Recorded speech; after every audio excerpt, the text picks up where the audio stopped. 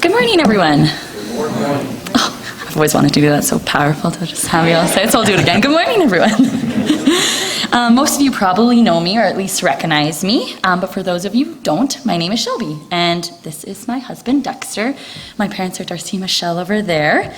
Dexter and I got married about a year ago, and one thing we both felt strongly about when we were getting married was that we wanted to serve together in missions. So back in April of this year, we had the amazing opportunity to go to Zambia, and that's why I'm wearing this. I got gifted. It's called a chitanga, and we volunteered at an orphanage called Project Samuel. So essentially today, we are going to share with you our experience on the trip, some of the things God taught us / reminded us about being involved in missions. Yeah, so thanks again so much for having us. As we said, our goal here today isn't just to show off a bunch of cool photos, although we have a few to show, or to convince you all that in order to be a good Christian, you need to go to Africa or come with us next time. No, our goal and hope from today is really just to encourage you guys and help you all feel equipped to be able to serve others, whether that's here close to home or potentially abroad. Both Shelby and I have had a heart for mission since long before we met.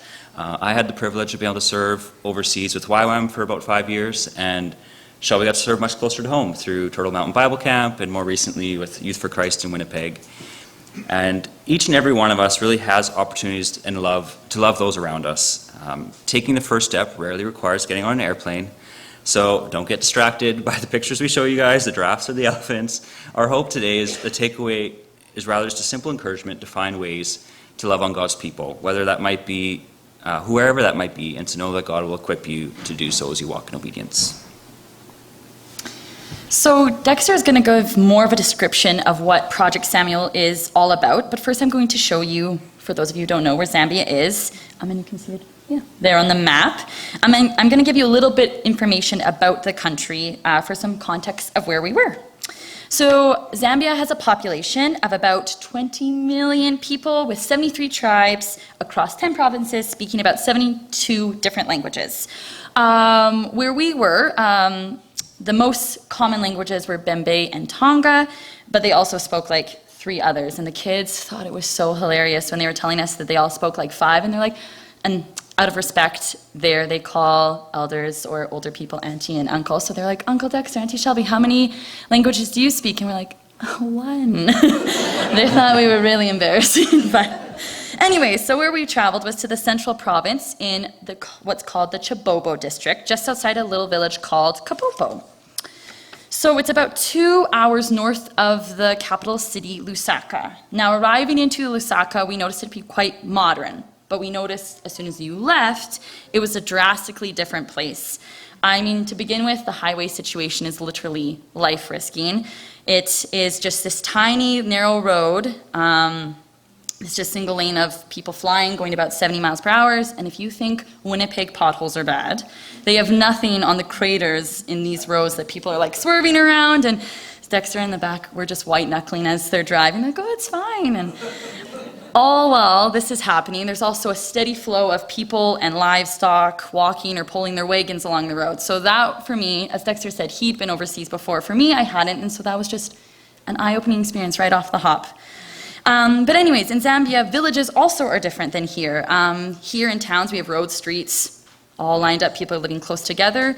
In Zambia, it's actually quite difficult to tell where a village ends and begins. The only kind of indication is a little bit of stores in a brick kind of line, and that's oh, we're into the next village.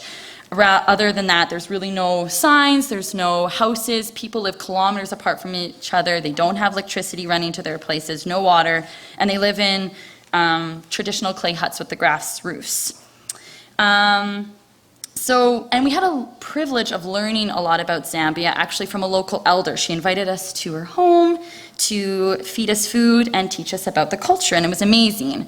And while we were there, we also did, of course, have to try the staple dish, and it's just on the next slide there. This is a traditional Zambian meal. This would be, the white stuff is called shima. It's like ground maize. And you mash it in your hand, and then you use it to scoop up the sauce. And then that green stuff is called rape, and it's cooked spinach and tomatoes, and then that's chicken. And one thing about the Zambian culture, and it's beautiful, but also a lot, was that they wanted us to be fed. And so they gave us, this actually was we asked for half the portion because they like to give us a softball size of Shima. And then, of course, you want to be, respectful, so they expect you to eat it all. And so we never left hungry, that is for sure. They were very gracious hosts, which was beautiful. Another thing we learned while we were learning about Zambia is that it is considered a Christian nation, with approximately 95.5% of people stating that they are Christian. So when we were in the city, we saw lots of people with Christian stickers, and the couple that we worked with said if you walked up to anyone and asked if they could pray, or if you could pray for them or talk about Jesus, they would be glad to do that. The big difference is Christianity there is more of a cultural way of living and not understood as having an intimate relationship with Jesus. When someone's having a problem in Zambia, a common practice is to pray to Jesus to see if that works, quote unquote. And if that doesn't, then they seek alternative routes to try to rectify the situation. And that usually means going to like a witch doctor or something. And we did see lots of signs for witch doctors while we were there. There's a difference there of living in faith and trusting in God, and rather it's more of a legalistic approach of rules and how we should live life. And so then the last note that I'll speak of Zambia before we get into it, and I understand that this is just a brief summary of the country and the people, and there's so much more to it. But Zambia also has 1.4 million orphans. And so that actually is kind of why we went to Zambia to work at an orphanage there. So Dexter's going to share the history and kind of where we were about Project Samuel. Yeah, so as already mentioned, we served at a children's ministry called Project Samuel. It's run by actual friends of mine. So Brendan and Kim Vowell. When I was in YWAM, I was good friends with Kim. She later on got married and moved out to Africa with her now husband. And they live there with their 3 little girls, Olivia, Alyssa, and Aaliyah, and as well as Kim's mom. While I didn't necessarily stay super good touch with Kim in the years after YWAM, I definitely knew where she was at all along. And when Shelby and I started talking about a heart to get into missions, it was the first thing that came to mind. And reached out to her, and it was cool. She right away was like, we've literally just been praying about finding someone to come serve with us. And so it felt like such a God thing right from the get-go. Project Samuel itself was started in 2006 with a dream, quite literally. Brendan's dad had a dream of a light over Central Africa, specifically Zambia, and just a tug on his heart that he was meant to go there and start a ministry of some sort. He had never been, he didn't know much about the country, but he took a radical leap of faith, hopped on a plane, and started pursuing that dream. In a very short span of time, he actually was able to put the pieces together to start a children's ministry, and actually was gifted the land where Project Samuel now is, and they started it back in 2006. By 2012, the first kids started arriving at the project, and has continued to grow in the years since. As of last week, they had 18 kids that were living there full-time, and these kids all call Kim and Brendan mom and dad. They have another 5 kids that live in the surrounding community that are supported by the mission, so they live in homes outside of the ORF project, but they are still supported by them. And then 5 more kids that have actually gone all the way through and grown up and are off in university, but because this is such a family, they still remain supported through Kim and Brendan and Project Samuel. You might have caught me a couple times, I paused saying orphanage, and I didn't quite finish the word. The easiest way to describe Project Samuel would be to call it an orphanage, but it isn't quite that in the traditional sense. It's more of a children's ministry. While most of the kids there are true orphans, some of them are not, and most of them are actually unlikely to be adopted, which caught us off guard at first, but instead Kim and Brendan really have a heart to provide a home and a family for these kids right there in Zambia, and not for them to be taken from that.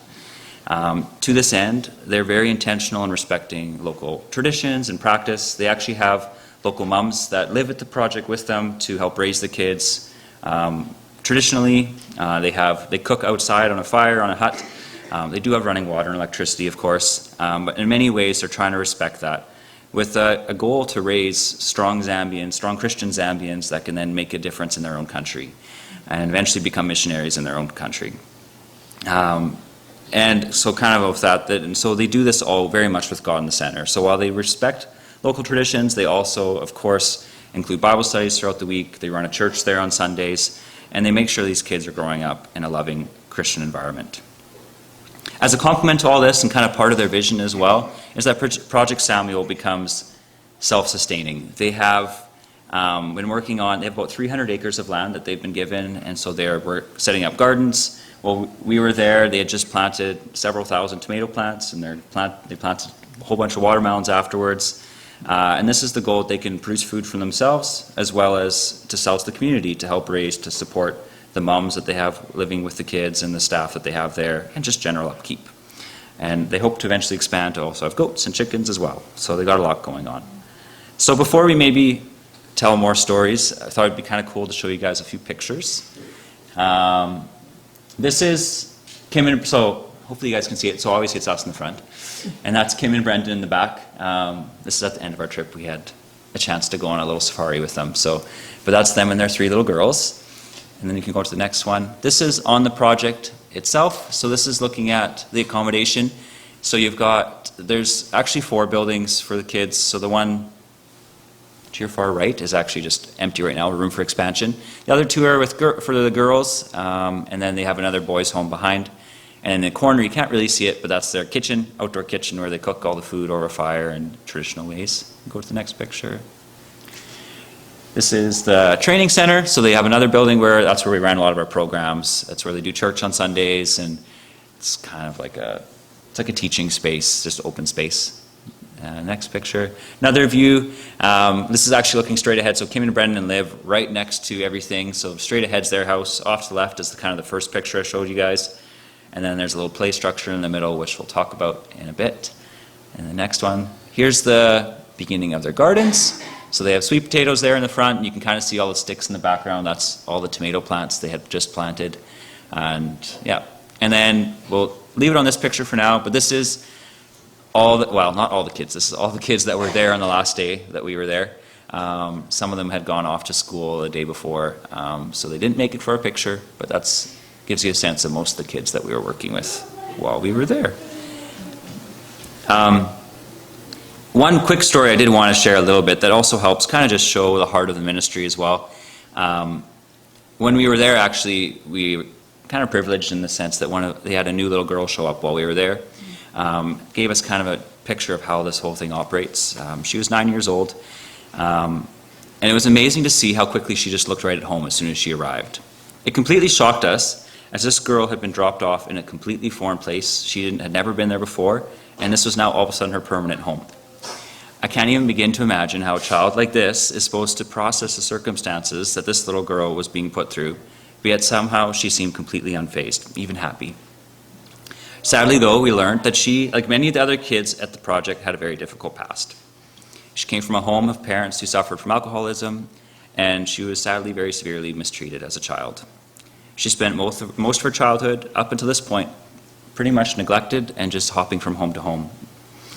While she wasn't an orphan in the traditional sense, she still didn't know what it was like to have a safe and loving home environment. Amazingly, though, within minutes of arriving there at Project Samuel, the other kids quickly welcomed her into their new family as their sister. And it was cool. We were there in the middle of it all, and they were saying, "Hey, sister, come meet your brother." It was just like instantly she was just part of the family. I was blown away by the way they welcomed her so wholeheartedly and showed her love in these new incredible ways. It was a beautiful example to me of God's love for us, and something I certainly won't soon forget. Sadly, stories like hers aren't that uncommon, even here in Canada. And it just reminds us that there are opportunities to love on people all around us each day. So now we'll kind of tell you a little bit about what we actually did while we were there. So if you go, yeah, perfect. No. So, Oh, yeah. So we ran a VBS for both the project kids, but also the kids in the village. And so when we had said, oh yeah, we'll do like kind of a day camp for the kids, we were thinking maybe 30 kids, and the very first day down the highway came like a gathering. There was about 90 kids the first day, so we were very underprepared for that many kids. But we sang songs, played games, lots of follow the leader, because that doesn't need language. If you start balking like a chicken and just go like this, it's amazing how kids will follow you. So, but as we got to know the kids, we had the older kids of the project translate for us, which we couldn't have literally done it without them. So we taught them new games, and they taught us lots of their local games, which was lots of fun, and it was lots of fun seeing. They loved when Uncle Dexter played games with them, specifically capture the flag, though Dexter could not like stealthily hide at all. He stuck out like a sore thumb. And the moment he would step over, they'd all run at him. It was very cute. But we also, while we were there, made crafts with them, and that was very special as well. They don't have access to glue, paper, crayons, none of that stuff. And so things that we take for granted, they were pumped. And even the teenagers were, can I make a sheep? Can I make a crown? We're like, yeah, sure. It was very awesome to see the older kids join in. And we did Bible lessons with them and watched Bible videos and just essentially just loved on them while they were there with us. We also had a chance to build a kind of a new play structure, expand on a play structure for them, so that's kind of what's shown there. We'll show a few more pictures. They had a really tiny, well, you see it there. It had one slide, a couple little tires to climb up, and that little house. And that was the only play structure for the whole village, for all the kids, not just for the orphanage. And so it had had much love in the few years it was there. And so just before we Kim and Brendan had actually done a bit of fundraising and raised enough money to do an expansion. So we were doubling the size of their play structure, adding another slide. And so in our afternoons, we got to spend time just working on that, painting it, and building the new structure, which was lots of fun. And then one last thing I did while I was there was I did health teaching in terms of like germs and all that, and I'll explain more about what was in the health teaching, but I got to do that for the project kids, but also some of the local elders so that they could explain some health information to their village. So then we'll go through just quickly some pictures of, so that is them playing their version of Duck, Duck, Goose. That's Dexter playing Capture the Flag, and you can kind of see he's just vibrant there. That's them making a craft. And that's inside the training center, so you can kind of see what it's like in there. And this is a video of us singing a song. See if it plays.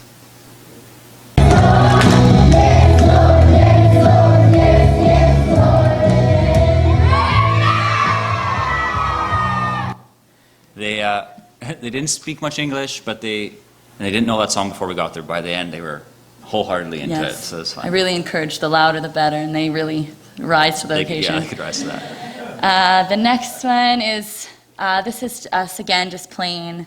This is actually a video as well. I mean, it's nothing, just kind of showing the kids playing. You can hear the way that they play it a little bit. This is that Duck, Duck, Goose game. You all see, so there's a large field, and so the kids there are obsessed with soccer. So there was hardly a moment where there wasn't a soccer game going on. And then it's just kind of pans around to kind of see what we look like around the project. And then the next picture is just us. I varnished and sanded a lot with. Shelby was covered in dust a couple days. And yeah, just working on the play structure, and then you can kind of see the part we were adding there. Yeah, and then I think one more picture. Yeah, and this one we've already seen, but we'll just keep chatting here. So yeah, as literally just mentioned, one of the main projects we did was working on that play structure. And for me, if asked what my favorite kind of memory of the trip, I mean, obviously there's lots, but I really did cherish the time working on the play structure. I'm a little bit more introverted than my very outgoing wife, for those of you that know her. So I really valued the one-on-one time with some of the kids. And so a lot of the afternoons it was just me and two of the older boys, and we would just sit there and chat. We'd talk about different stories from home. He would ask about the scary animals in Canada, and I would ask about the much scarier animals in Africa. Somehow they think a little spider isn't nearly as scary as a bear, but I beg to differ. But so lots of just chatting, and honestly, I didn't prepare a sermon for this time. It wasn't like we had long spiritual talks. It was just spending time together. And right afterwards, I would have thought, I thought it was special, but he probably would think, oh, that was cool, and then move on kind of thing. But it was really neat. Just 2 weeks ago, we were calling Kim and Brendan about the fact that we were going to share today. And the first thing they said, or the second thing they said, was one of those boys had heard that I was moving to Africa and I was going to be his new roommate. And he was just so excited that I was moving out there. And to me, that was just, obviously I'm not, which I felt a little bad, but it was such a cool reminder that even in the simplest things and just spending time with people often can go a long way and make a big difference. My encouragement was really just, like I just said, how easy it is to make a difference. I know from my own experience, it's so often easy to make excuses of why we can't serve or maybe share with someone else or maybe who should I be sharing with. But really, sharing God's love doesn't need to be complicated or scary. Often the most meaningful impact you can make is simply through being there for someone and being available to build relationship. And now this doesn't mean we won't be called to do the scary, bold things from time to time. God might call us out of our comfort zone. But let's not get so focused on preparing for that we miss out on the day-to-day opportunities just to be with the people right in front of us. And so, as Dexter had mentioned, I think one of the main or easiest things for us to do is talk ourselves out of doing something new because it scares us.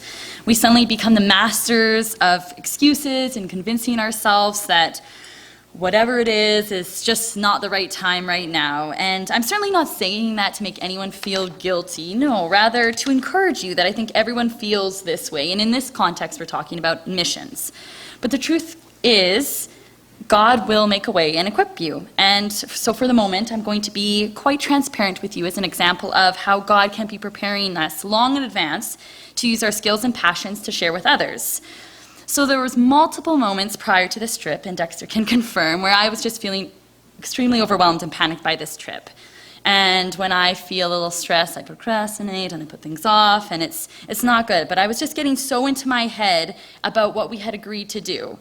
And so the thought of us going to a country we'd never been to teach just the two of us, run a program to a whole bunch of kids who don't speak the language as us, had me terrified. And on top of the fear of failing the kids, I felt inadequate to do a health teaching for the local elders. I am a psych nurse. I do have basic medical training, but that is certainly not my area of expertise, and I am unfamiliar with the practices of rural Africa, other than I know it differed a lot than Western medicine. Dexter very lovingly kept reassuring me and praying with me that it would be okay, and as Dexter has done missions before, he understood my nerves, but he could also see the bigger picture, and he had seen many times how God worked things out, and I just needed to trust. Now, it's funny we can get into our heads in doubt, because I'm not typically a super nervous person, and we can just believe the lies that our thoughts are telling us. Because from an outside perspective, it really didn't seem like it should be such a big deal. I worked in children ministries at Turtle Mountain Bible Camp for 10 plus years, 2.5 of those years. I ran the program. I knew how to put together a children's program. I'm passionate about children's ministry, and I'm super loud and talkative. These are all like really important aspects. And yet somehow I was having difficulty in the moment when I was preparing to see how those experiences were going to help me on this trip. I also love teaching, and I'm passionate about healthcare. And again, I love to talk. So you'd think doing a health teaching would be fine, but I was so focused on the fears of failing and letting these elders down in their village that I just felt like there was someone better for this job. The truth is, that's not true. And that's just not simply how God operates. He doesn't need or require the experts. We all have things that we are good at or passionate about, and we're not created to keep those skills to ourselves. Like the scripture reading today in Romans, we all have skills and we ought to do it. And then the next one is another verse. We are designed in community to build into one another and share our gifts. So 1 Peter 4:10-11 says, each of you should use whatever gift you have received to serve others as faithful stewards of God's grace in its various forms. If anyone speaks, they should do so as one who speaks the very words of God. If anyone serves, they should do so with the strength God provides, so that in all things God may be praised through Jesus Christ. To him be the glory and the power forever and ever. Amen. God has beautifully created us with gifts, and we need to use them. With lots of praying and trust, it was awesome to see how things turned out on this trip. I would have been missing out on an amazing opportunity to talk about Jesus, love on these kids, had I let my fears and doubts win. Did the program work perfectly? Absolutely not. Was there many moments where I'm like, I guess we'll just follow the leader again, and we'll just sing more songs? But that was fine. The kids kept coming back because we were building memories and building relationships with them and loving on them. And that was really all that we needed to do, was glorify God by loving on his kids. And it didn't really matter what the program looked like. And the health teaching also went fine. It was an important reminder for me to know that we need to share our information of what we know, both about God, but also the knowledge he has blessed us with. I realized how privileged we are in Canada and what we know about our health and healthcare. What I was teaching, pretty much anyone here could teach. I kid you not. It was things like how are germs spread, dehydration, how to clean a cut. And these were all things that were totally new to elders, and they were getting so excited, and they were just happy that I was sharing this information with them. And I went in a little detail about fungal infections and stuff that was more pertinent, I guess, for their particular area, just because of the heat and the humidity. And it was awesome to see one of the elders realize, oh, between haircuts at the local trimmers, we need to clean them between each men. And I was like, yes! And then another one was like, when it's hot outside, I need to drink more water. I was like, yes! And then the one woman was like, so I should use a different knife when I cut raw chicken and then my vegetables? I was like, yes! You got it! So it was amazing to see them begin to understand. And information and stuff that I just took for granted was all new, and they were so thankful to get it. And again, I would have missed out on that had I let my fears of being inadequate and not good enough win. God showed up and made it work. This doesn't mean he won't always put us out of the comfort zone like he did, but when he does that, we aren't meant to do that on our own. With God's strength, we can do it, and he will equip us, and he's often prepared us already. And so Dexter's going to show an amazing example of on our trip where God just totally showed up and just kind of blew our minds. So he's going to show that. So, as Shelby kind of alluded to, I think one of the most impactful moments for us on the trip came actually on the last day of our day camp with the kids. We had hoped to do a little something special for the kids. The project collects donations throughout the year, clothes, toys, things like that. And they liked an opportunity to give back. So after a week of our camp, we thought it would be a good opportunity to give a gift to some of the kids that were there. At the time, we were there. They had a large number of dresses for the girls to give away, and there were about 25 toys, little airplanes that we could give away to the boys. We knew that the 25 toys for the boys would be cutting it tight, but the previous couple days there had been about that number there. We'd had 90 on the first day, and throughout the week it had a little bit tapered off. At first we were a little bit hurt by it, but turns out it was actually harvest season, so all the boys that were kind of 10 and older actually were having to go harvest their crops. So by the end of the week, we weren't expecting as big of a turnout, so we thought we'd be okay. We'd also baked, well, we hadn't, Kim's mom had baked a batch of cookies to give to the kids, and that was going to be our fun little snack. When it came to the time for the snack, we were realizing that we had maybe had a bit too bold of a faith on the whole thing. I can't remember the exact number of kids, but we had a good turnout again. Everyone was showing up for the last day. At this stage, we were starting to get a little nervous about the number of snacks and gifts we had collected, but we decided to just take a leap of faith and trust in God and trust that he would provide. As we were handing out the snacks, though, about halfway through, my faith wavered again because I realized we definitely didn't have enough.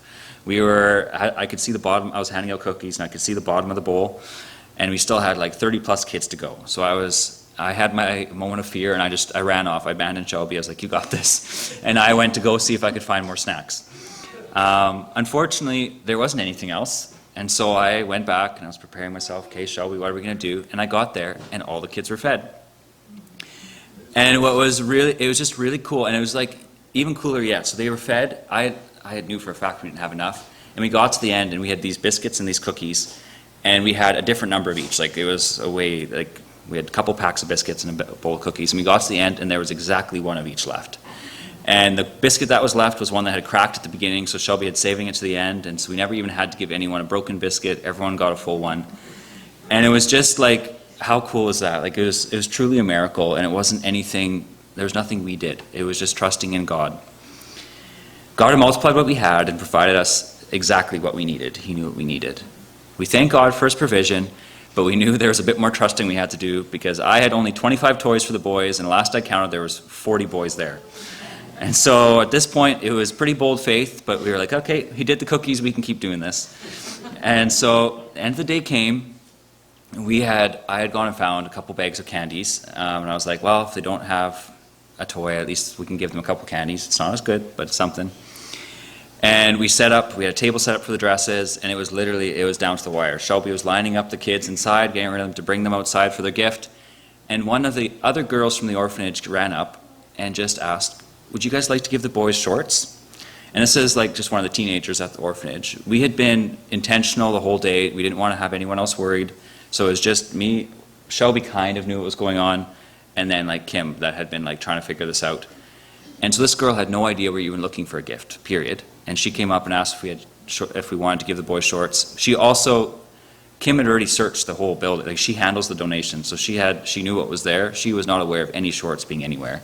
And I had helped her the day before. We had looked. So you could confirm that there was no shorts. There was no shorts. And it was, sure enough, there was a big box full of boys' shorts exactly for that age group that we wanted to do, to give them away to.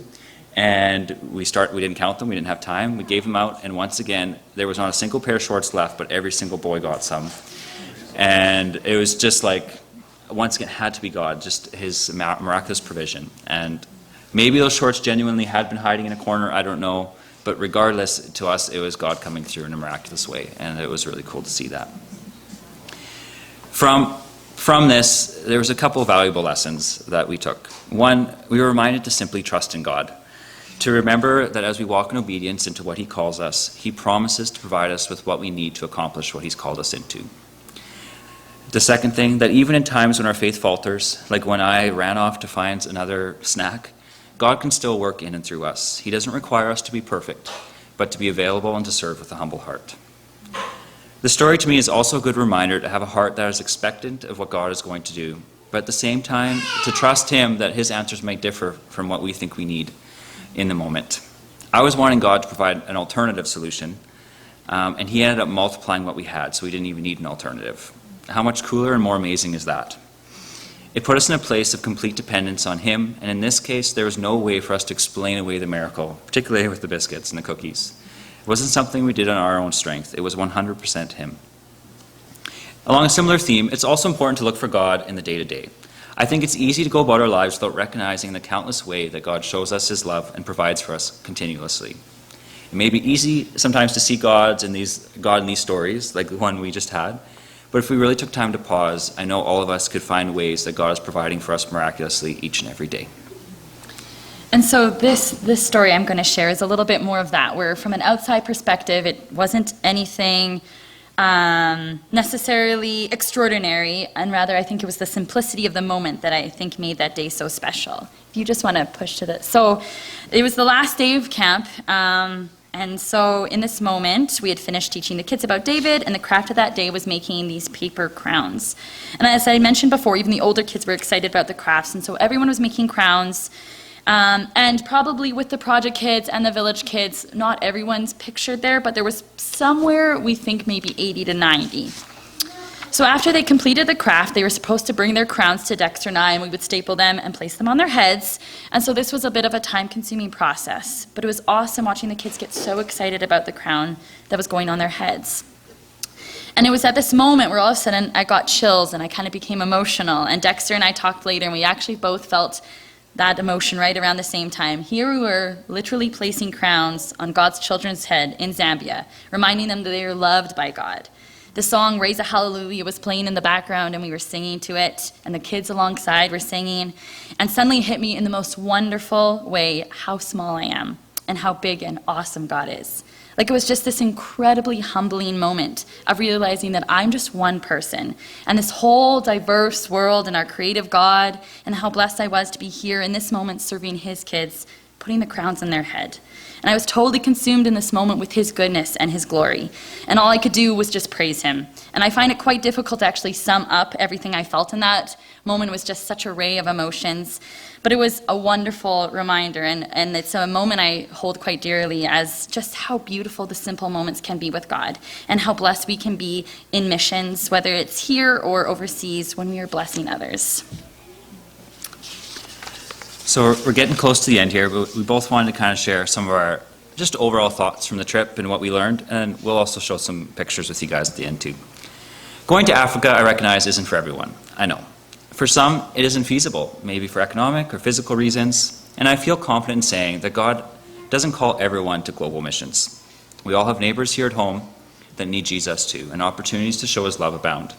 That said, don't let your feelings of insecurity or your doubts that you have the required skills hold you back. Truth is, without God, none of us are ever fully equipped, and it's beautiful and freeing to learn to trust in him. It's my personal belief that stepping out and serving in some form of missions with people that aren't maybe in our natural circles or comfort zone, though, is still important. Whether that be serving through your church here at home, flying to Africa with us, or anything in between, serving others gives us opportunities to understand God's love in new and incredible ways that you simply won't get by just staying inside your comfort zone.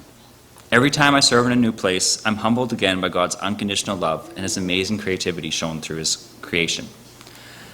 I know I've had a unique privilege to be able to serve in many different cultures in different parts of the world, and each one teaches me new things. I cannot wait to get to heaven and join the chorus of people singing from every tribe and every nation, just worshiping God together.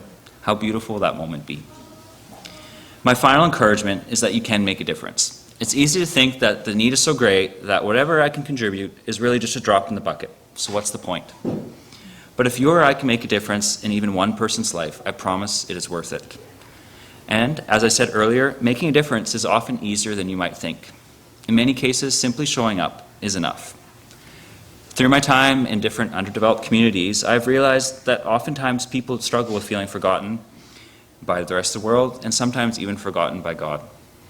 In these instances, the simple fact that someone would leave the comfort of their own home to spend some time with them makes a world of a difference and reminds them that they are important and that they aren't forgotten.